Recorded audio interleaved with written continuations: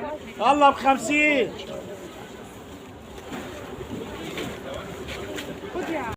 السلام عليكم ورحمة الله وبركاته. أهلا بيكم في جولة جديدة وجولتنا في الوكالة. احنا هنا من ناحية الكورنيش عند المطبعة الأهلية اهوت الكورنيش. احنا هندخل في الممر اللي قصاد الكورنيش اللي من ناحية المطبعة. انتوا بصوا هتدخلوا الممر دوت هتخلصوه للآخر. هتلاقوا في أوله بتاع الستاير بتاع القماش. بتاع الستاير ب50 جنيه. في جولتنا النهاردة في فيديونا النهاردة هتلاقوه في آخر الممر. يعني في اخر الممر دوت هتلاقوا بتاع الستاير اللي احنا بنتكلم عليها النهارده. هتكسروا بعد ما تخلصوا الممر ده خالص هتلاقوا بتاع السجاد هتكسروا. هتلاقوا بتاع بواقي التصدير. اهلا بيكم حبايبنا. زي ما انتوا شفتوا كده في اول فيديو الستاره دي سعرها 50 جنيه. زي ما انتوا كده يعني سمعتوا من صوت البائع. ب50 جنيه. هنا في ستاير للانتريهات. وفي الصالونات اللي هي الشافون اللي حابب يعني قماشة الشافون موجودة جاهزة ب50 جنيه على التركيب. وفي ستاير للمطبخ. وفي ستاير لو بلكونة صغيرة ممكن ستارة ليها أو شباك من برا. يعني في لكل الأغراض اللي انتوا عاوزينها. ومستلزمات مثلا الشقة والمكان اللي انتوا عاوزين مثلا الحاجة تتحط فيه. فالستاير فالفرش دي كان فيها يعني ما بتقتصرش على نوع واحد من الستاير، لأ. يعني متعددة الأغراض. في زي ما أنا قلت لكم كده لكل جميع أنحاء الشقة. المكان اللي انتوا عاوزينه هتلاقوا الستاير ديت. في الشافون وفي الستان وفي القماشة التقيلة وفي القماشة الخفيفة. يعني هتلاقوا اللي انتوا عاوزينه طلبكم وان شاء الله في الفرشة دي كانت قاعدة زي ما انتوا شايفين. اللي قصدي اللي كانت البيع كان قاعد ناحية المطبعة الأهلية ناحية الكورنيش. هتدخلوا الممر ده هتخلصوه هتلاقوه دوت قاعد في الآخر. وبعديه بتاع سجاد. هتكسروا من بتاع السجاد يمين هتمشوا شوية ممر الشبكة. الناس اللي بتسأل على بواقي الفنادق والتصدير والكلام ده كله هتلاقوه في الشارع ده ممر الشبكة ممر عش النخلة. وان شاء الله برضو لما انزل لكم فيديو برضو اللي هو بواقي الفنادق والتصدير والكلام ده كله برضو هوصف لكم العنوان برضو. عشان في ناس سألتني على كذا حد سألني على العنوان. فانا حبيت في الفيديو النهارده اوريكم المكان عشان تدخلوا منه. عشان ما يعني ما حدش يتوه او كده لان في ناس بتبقى جايه من بعيد. ودي برضو على الستان الجنساري ديت.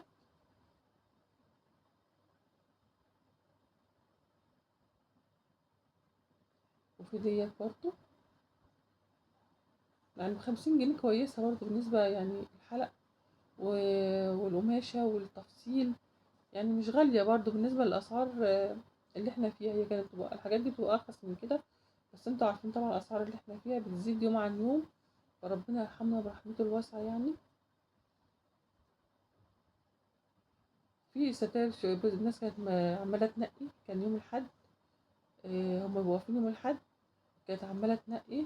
يعني اللي عاوز لانتريه اللي عاوز لصالون اللي عاوز يعني المكان اللي هو عاوزه في الشقة.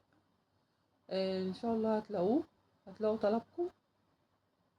دي ستاير جديدة. دي متفصلة جديد. مش مستعملة. هي لو مستعملة هتبقى أرخص من كده طبعا. بس دي عشان جديدة ب50 جنيه. 50 جنيه برضو في اللي احنا فيه مش جايبة أي حاجة.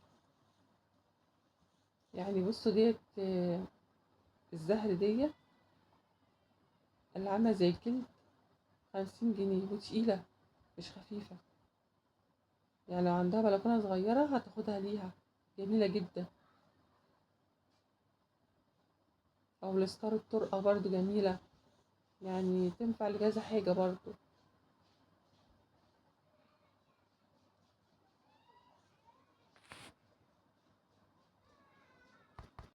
لازلنا مكملين في جولتنا. حبايبنا متنسناش باللايك والاشتراك علشان ان شاء الله يكون ده دعم يعني لينا وكده ان احنا نستمر واجيب لكم مزيد من الفيديوهات. فيعني شجعونا باللايك والاشتراك. ده بيرفع من روحنا المعنوية. يعني في ناس يعني مش مهم عندها الاشتراك او اللايك بس لا ده مهم عندنا احنا. هو ده الحافز لينا ان احنا ننزل ونجيب لكم كل حاجة جديدة والاسعار المناسبة للناس كلها. فعشان الفترة اللي فاتت ديت يعني المشاهدات يعني مش عجباني، المشاهدات لو كانت أحسن فياريت يعني ايديكم معانا كده إن القناة تنهض، علشان أجيب لكم المزيد والمزيد ويكون حافز لينا. انتوا عارفين طبعا ان قنواتنا دي في البدايات بتبقى صعبة جدا، يعني أنا مقدرش أوصف لكم الصعوبات في القناة وكده إن هي تجيب مشاهدات، لأن احنا طبعا اللي يعني احنا يعني الواحد لوحده يعني بفضل الله طبعا الواحد مع ربنا سبحانه وتعالى. فمفيش حد بيساندنا، فالقنوات ديت عاوزة مجهود كبير. فيعني انتوا اللي هتساندونا أنا وكل قناة صغيرة تشوفوها، مش شرط أنا، الواحد ما بيتكلمش على نفسه بس، أي قناة صغيرة تشوفوها يعني عليكم الاشتراك واللايك، علشان ده حافز لينا، لأن احنا يعني كلنا لسه مبتدئين. فيعني عاوزين يعني منكم يعني حافز اكتر من كده لينا. وبشكر اي حد عمل لايك دلوقتي واشتراك، بشكركم. وهنا القماش ده كان ب50 جنيه، وممكن تنزله بس اقل، مش هينزل كتير. كان في قماشات بيبقى ارخص من كده في الممر دوت. احنا في الممر نفس الممر ما رحناش بعيد، دوت بتاع القماش قبل بتاع الستاير. وعنده قماش كان سألته اللي هو المدلع ده، فبيقول ده ايكيا. وعنده قماشات جميلة جدا للانتريهات والركنات وبرضه للمراتب. ف يعني لو حابين اصور لكم فيديو عنده كامل او اكتبوله في التعليقات، وهيسيب رقم تليفونه.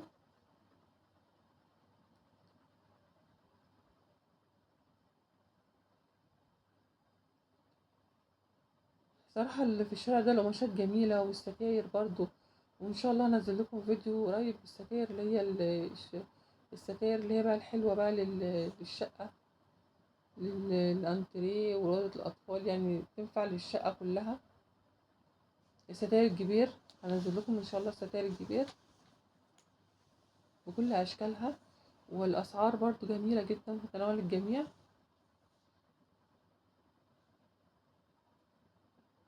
هنا القماش ده القطيفة كان بيقول ب52، فقالوا ب40. هي مش تقيلة بس حلوة. على فكرة القماش مش بالتقل، في قماشة تقيلة بتبقى أرخص من القماشة الخفيفة. اللي عاوز قماش قطيفة موجودة اهوت.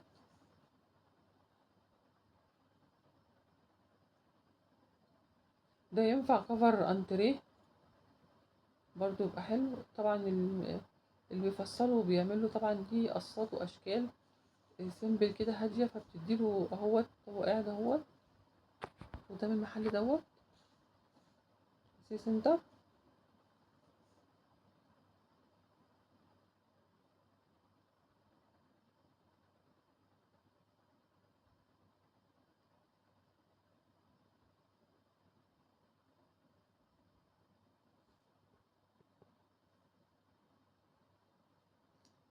وهنا برضو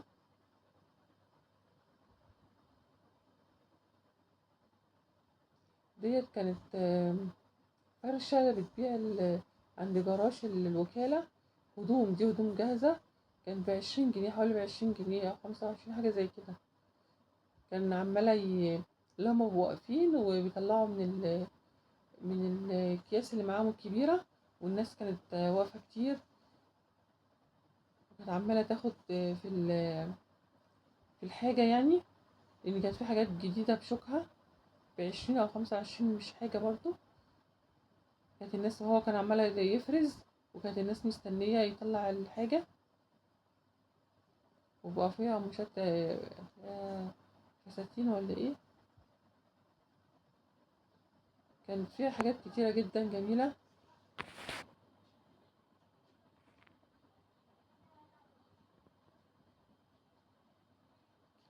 فانا حبيت اصوره لكم. دي لقطة بس بسيطة وفيها برضه ولازلنا مكملين في الفيديو. حاجات صراحة كانت الناس مستنياها وبيفرزها، بيطلع من الشوال اللي معاه. كانت حاجات فيها حاجات لقطة، يعني 20 جنيه أو 25 جنيه، مش جايبة أي حاجة. ده واقف بقى في جراج الوكالة. عفوا انا قلت جراج العتبة اهوت، لكن هو لا، في جراج الوكالة.